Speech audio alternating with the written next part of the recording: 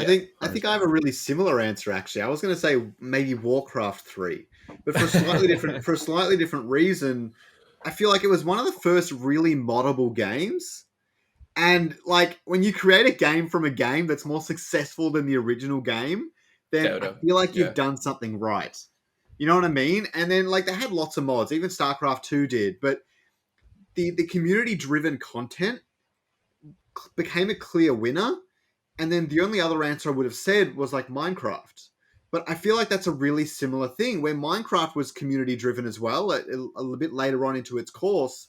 But I feel like Warcraft 3 was the first thing that enabled that community driven side of things.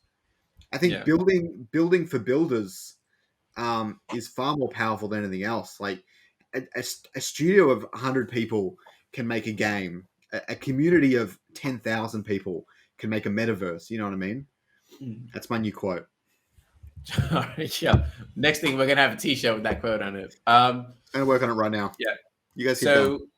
So for me personally, I'm gonna cheat and I'm gonna give two answers. One, I think is GTA, because I don't know if anyone has actually remembered playing like the OG GTA's, like from the top down bird's eye view, like from where they came from to where they are now. Like again, I keep mentioning this in multiple videos, but GTA 5 has been around for 9 years. Like one game has lasted 3 generations of consoles. Like that's insane. Like that's actually insane, and they're still generating so much revenue. So I think GTA has just shown us the possibility of like what a good IP can be, what good development can be, open world, like the online functionality. Like they've really shown us, and they're always pushing things forward. So I think GTA, man, I'm getting goosebumps talking about it. I think GTA absolutely killed it. Um, I think that it'd be Mm. impossible to have this conversation without mentioning GTA. And then the second option is actually somewhat similar to what these guys are saying about like a Fortnite. I think Fortnite has kind of shown us like how successful free to play can actually be. Because for so long we've kind of said, "Yo, we need a like the price point for AAA games were like 60, 70 US dollars, right? Like it was just insane." And it was like, oh, you could never be a successful game that was for free, or you'd be an indie game for free. But Fortnite really showed no, like we're gonna move towards a free to play experience. Everyone has access to the game. Anyone, every child, Tom, Dick, and Harry, everybody can play this. Even your pet dog can play this. It's free. And the way we generate our revenue is from the back end, the skins. And once you're addicted to the game, once you want to play the game, you're willingly spending as much more than the $70 that you would have paid up front.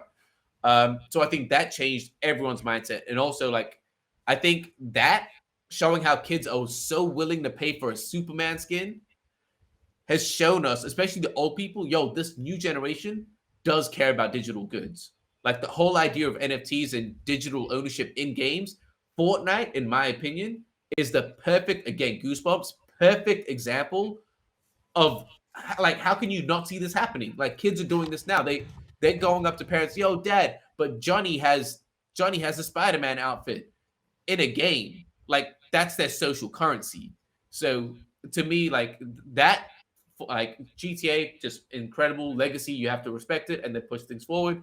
Fortnite has cemented what the future is going to look like. It's presented it to us, and that's why I give it. I rate it super highly as well. Scarix, I know you wanna add it onto it a Yeah. bit. There was one thing I learned actually all the way back in high school that really surprised me. We were doing like a quick test, and they're like, which like demographic has the highest disposable income? The answer is actually children, and I still couldn't believe that. They don't earn any money. They don't earn anything. But they're the only ones that spend it. You know what I mean? Like everyone's spending it on their gas and their food and all the rest of it. Kids don't have to spend money on any of that. So all their disposable income goes towards games and all this other stuff. And That's why candy. those markets are so huge. Like even some of the biggest YouTube channels are like just like kids shows and stuff because kids will watch it on repeat because they've got all the time in the They've world to got do that. time, man. It's crazy. They've got the time and the money. So Yeah. that's an interesting factor because currently crypto gaming isn't inclusive of children. It No. just isn't. I think once they're onboarded, then you can see mass adoption. But that's a slow process. There's so much security risk and everything in that entire Yeah. area. but being able to engage that is so powerful. And that's another reason why mobile gaming took off so much. Because kids, they might have disposable income, but they don't necessarily have a computer.